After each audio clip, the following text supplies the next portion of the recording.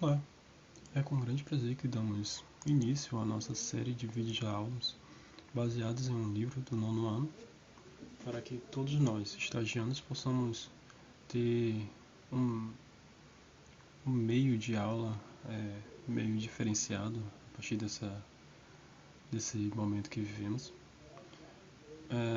em nosso curso. Bem, a primeira aula que temos as constelações. Vamos dar início. Bem, o que são as constelações? As constelações são um agrupamento de estrelas ligadas por linhas imaginárias, usadas para representar objetos, animais, criaturas mitológicas ou deuses. O conceito de constelação surgiu durante a pré-história, quando as pessoas os usavam para descrever suas crenças ou mitologias. Por isso, diferentes civilizações adotaram, ao longo da história, as suas próprias constelações.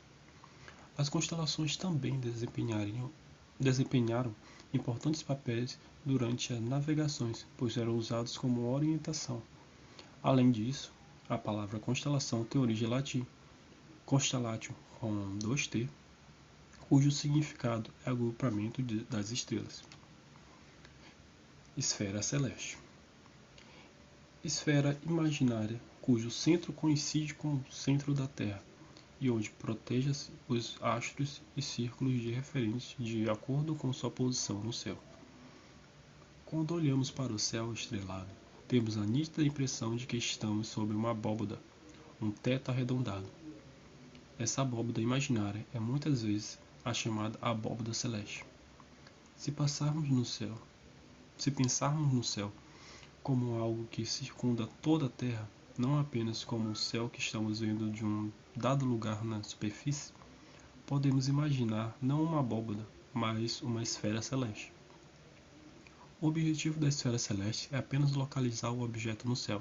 A esfera celeste não fornece nenhuma informação sobre as distâncias entre qualquer objeto e a Terra. É possível se obter a distância angular entre dois astros e compreender o movimento do céu utilizando o conceito da esfera celeste. Diferenças culturais.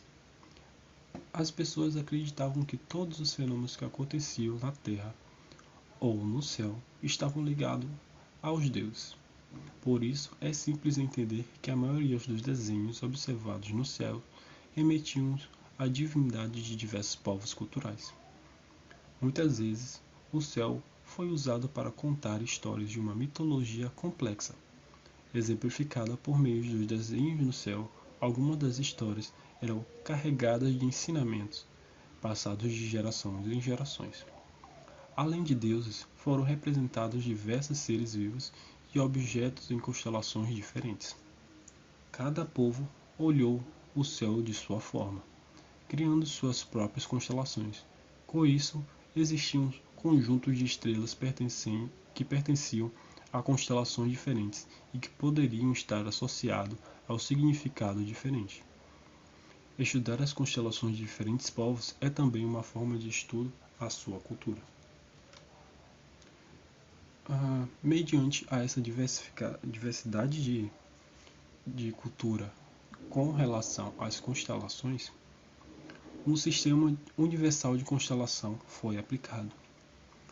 No século XX, surgiu a necessidade de se criar um sistema universal de constelações para que todos reconhecessem o céu da mesma forma.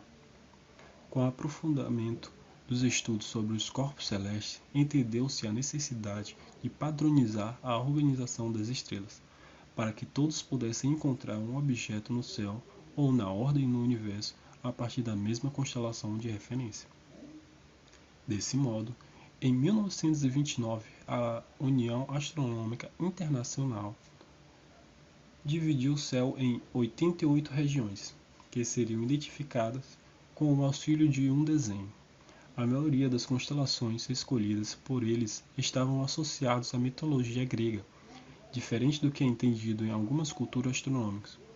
Nessa divisão, uma estrela não poderia fazer parte de mais nenhuma constelação, por isso não seriam divisões exatas do céu. Definiu-se também que as constelações não é somente o desenho, mas que, na verdade, o céu está dividido por linhas imaginárias e o desenho é usado para identificar cada região no céu, de modo que, mesmo se uma estrela não fizer parte de um desenho, ainda assim faz parte da constelação. Uma questão de perspectiva. É importante entender que as constelações não são objetos reais, são somente padrões que as estrelas formam no céu, observados daqui da Terra. Essas estrelas que observamos, próximas uma das outras, e que nos mostram um desenho, muitas vezes estão extremamente distantes entre si, e não têm conexões umas com as outras. Observe a imagem. Nela, ela representa a constelação de Órion, e nós a observamos como se todas as estrelas estivessem em um plano, em 2 dimensões. Na verdade, quando olhamos para as estrelas em 3 dimensões, percebemos que cada uma delas está a uma distância diferente da Terra e que o desenho observado é somente uma questão de perspectiva. Na imagem podemos ver que a distância de uma para outra chega a ter anos-luz de distância, o que seria viajar 1 ano na velocidade da luz. Entre o nosso observador e a imagem, que está a 225 anos-luz, seria uma viagem de 225 anos na velocidade da luz para se encontrar esse local. Dando isso, percebemos a discrepância da distância em relação a essas estrelas. Constelações e estados do ano. Podemos usar a constelação como referência para marcar a estação do ano. Órion, por exemplo, se for observado próximo ao leste no início da noite, indicará que estamos no verão do hemisfério sul, ou inverno do hemisfério norte.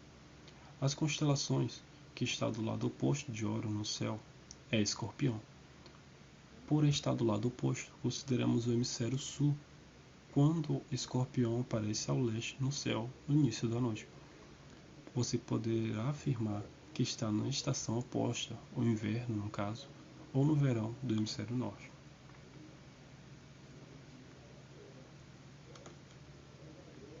Ursa Menor e Cruzeiro do Sul. Algumas constelações só podem ser vistas completamente por alguém que se encontra numa determinada região da Terra. Por exemplo, a Ursa Menor não é observada por nós no hemisfério sul, somente por quem está no hemisfério norte.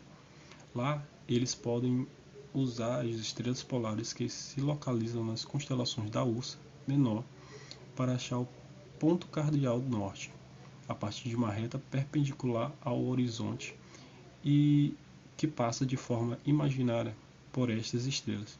Já no hemisfério sul, nós observamos o Cruzeiro do Sul, que pode ser útil para encontrar o ponto cardeal sul. Cartas celestes. As cartas celestes são escritas em termos de sistemas de coordenadas equatoriais. Uma vez postas as considerações quanto ao caráter mais universal de tal sistema, nela, as perspectivas é a mesma de um observador sobre a esfera celeste, ao que as direções cardeais correspondem a norte, topo da carta, sul, extremidade inferior da carta, leste, esquerda, oeste, direita. Ademais, as cartas celestes têm em si representadas apenas estrelas, embora há algumas propósitos sejam eventualmente descritas a posição de galáxias ou nebulosas. O uso de uma carta celeste é extremamente simples e pressupõe apenas que o observador esteja familiarizado ao céu que observa. Um modo bastante intuitivo ao que o usuário acompanha a descrição da carta consiste em realizar sua leitura imaginando-a postada acima de sua cabeça, como paralela ao zênite. Assim, se o observador voltasse para o sul, as direções dadas pelas cartas celestes tornam-se plenamente coerentes àquelas identificadas aos pontos cardeais no local tua observação.